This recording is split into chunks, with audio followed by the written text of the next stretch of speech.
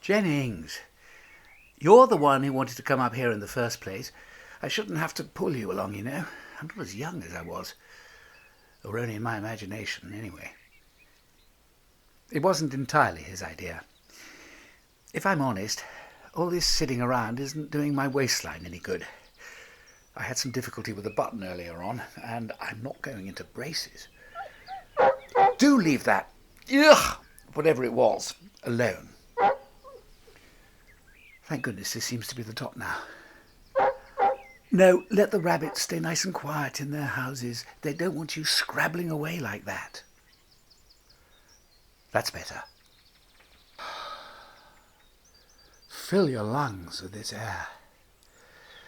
It must be Lakey Hill. Must be.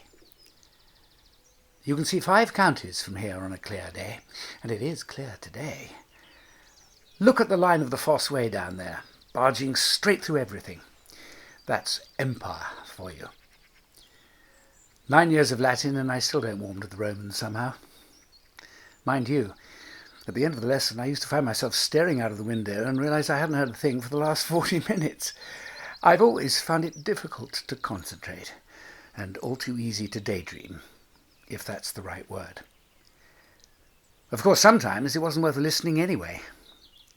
I could sit through 40 minutes of maths, and it might as well have been in Mandarin. Let's just stop here for a minute, shall we? I'll let you off now.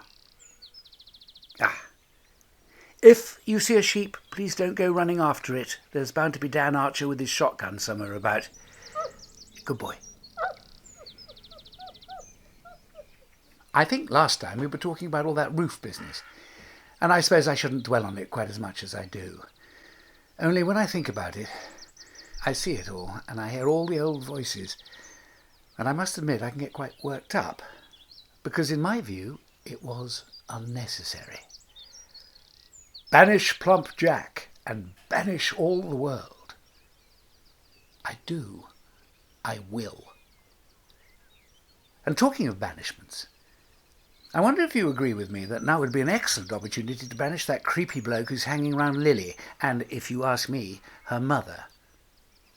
Why not get him to go and look down the Lower Loxley chimneys on a rainy night, preferably with David Archer standing behind him, hands twitching? That would serve him right. Do you remember David's Geordie mother-in-law, keeling over with the stroke in the car on the way to live with him at his farm forever? Funny thing, I thought to myself then, you don't get Jill Archer out of the granny flat that easily. Look at the quiet banishments from round here. I mean ones that there isn't a big drama about, but people and things just disappear. Only this morning Nelson Gabriel's voice floated into my head, saying, "Whatever became of my father's elephants?" No answer from me, as you can imagine.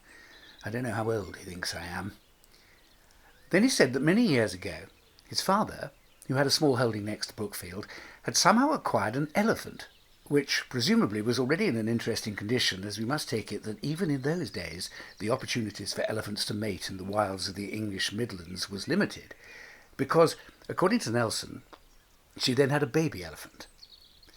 I think Walter was going to exhibit them, or something equally distasteful. And the next time Nelson turned up, like the bad but shining penny he was, there was no trace of elephants.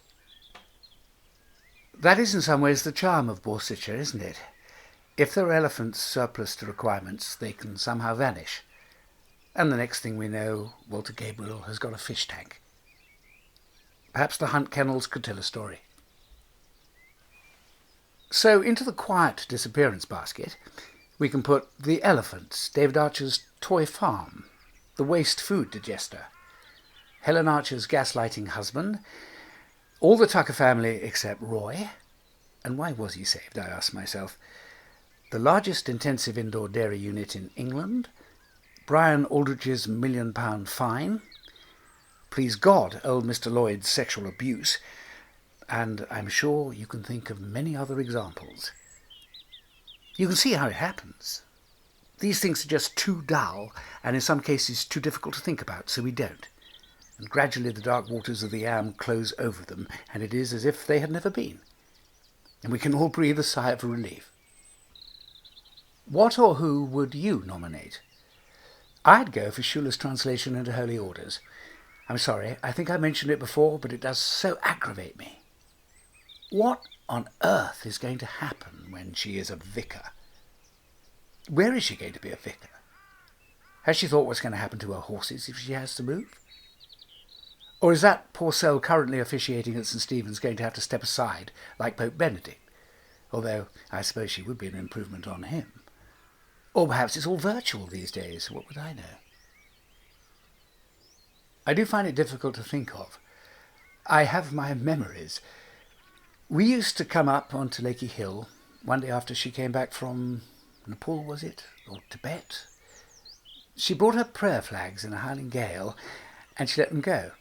And they went flapping away down the hill, and for some reason I had to fetch the wretched things while she just stood there, laughing. And when we went back down, Jill had made something delicious for tea. And then later on, I think we went out for a drink. At Nelson's, maybe. I suppose the prayer flags had disappeared as well. I was quite upset when she married Mark Hebden, although I had to keep a stiff upper lip, as you do. No reflection on Lizzie, the love of my life. No. Funny old world. Come on, Jennings. Oh, there's a sheep. Don't. On the lead, I think. Yes, that's better. We need to get back and have a little rest before bed, don't we? Especially after all this up and down stuff. Off we march, like the legions. Good boy.